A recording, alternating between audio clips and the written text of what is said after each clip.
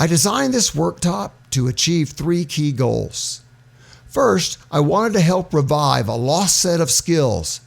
Between 1985 and 1990, I was blessed to work for a company that was very team-focused and a company that placed a high value on the use of team facilitation skills. At this company, I was essentially forced, if I wanted to be successful there, to learn and consistently practice the use of both process and content-based team skills. In doing so, I saw and learned the value and impact that using these tools could have and would provide. Second, I want to create a facilitation skills workshop that mirrored the Toastmaster model. Facilitation skills, like speaking skills, cannot be learned simply by reading a book. They have to be practiced, and they have to be practiced in a practice field where one or more coaches are present.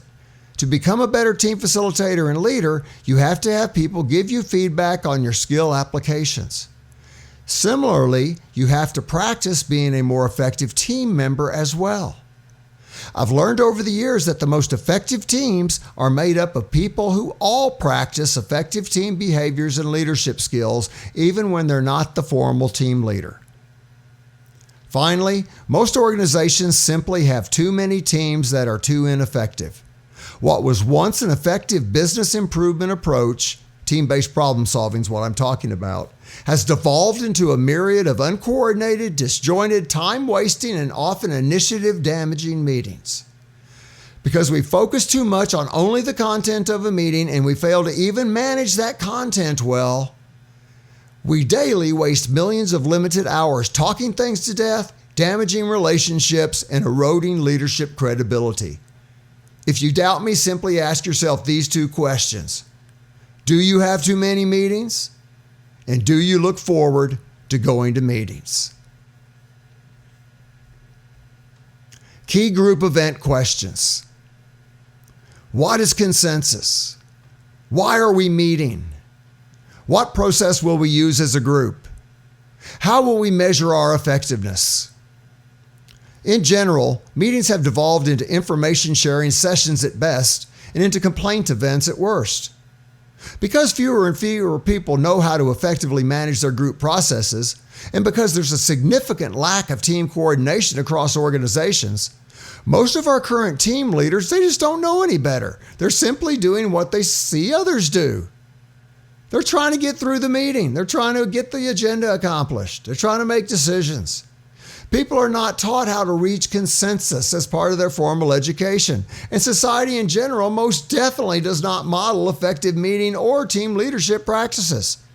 If you don't believe me, simply turn on your local town council public access channel or C-SPAN and watch those meetings take place.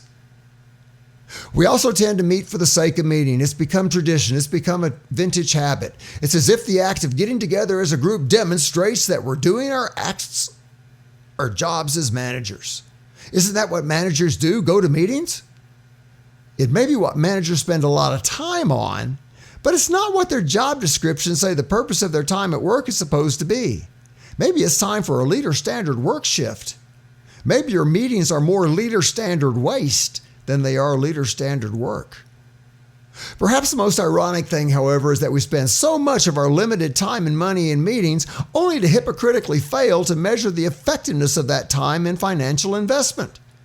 We expect our frontline employees who make less per hour than we do to account for essentially every minute of their workday, while we as managers waste time in an unmeasured manner.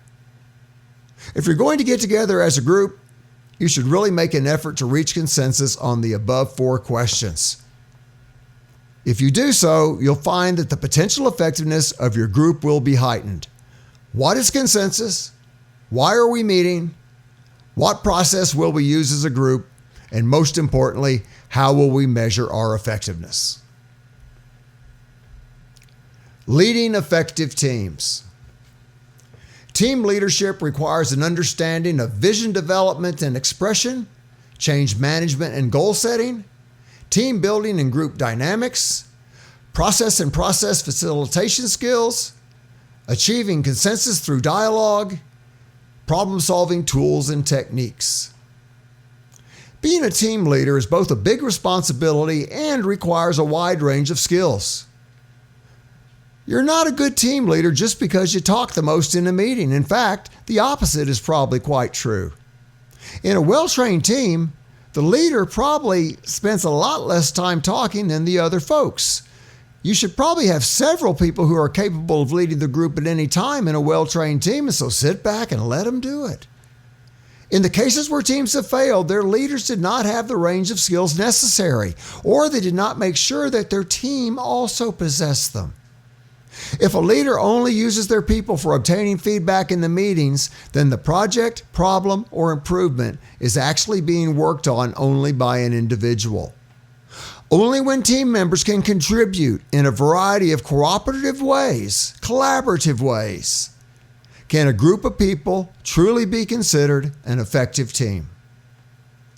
Because the types of activities undertaken by different types of teams, both common and different skills are needed in order to make each team type effective. Skills related to vision development, team building, group dynamics, consensus, change management, goal setting, and meeting management. Those are all needed to successfully lead any type of team.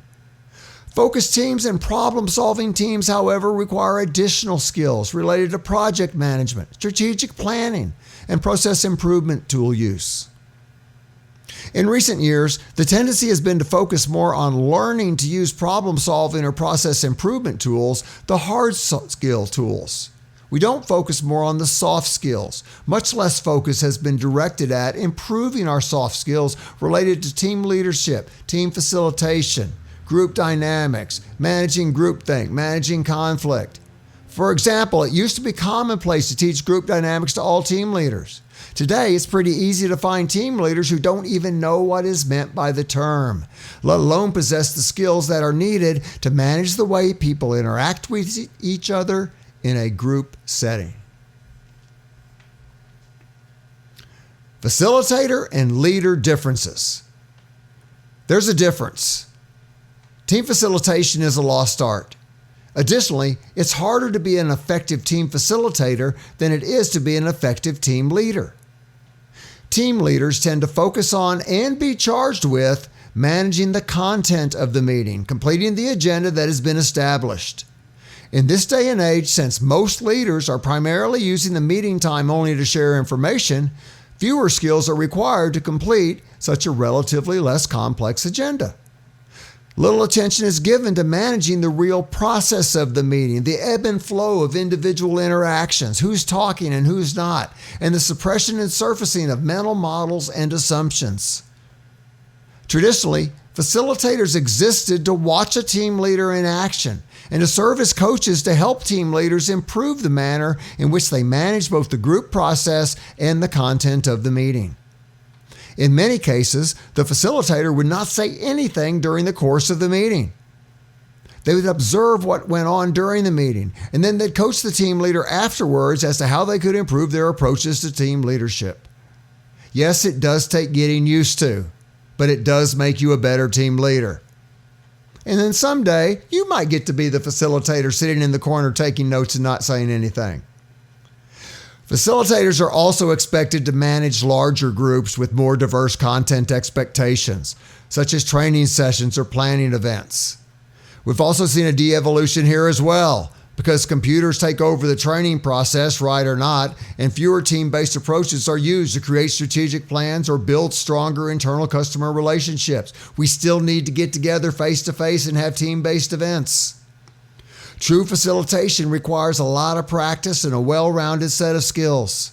Because a high level of self-awareness is required to be an effective facilitator, one has to be able to manage themselves, their own emotions, facial expressions, thoughts, words, before they can effectively help manage a group.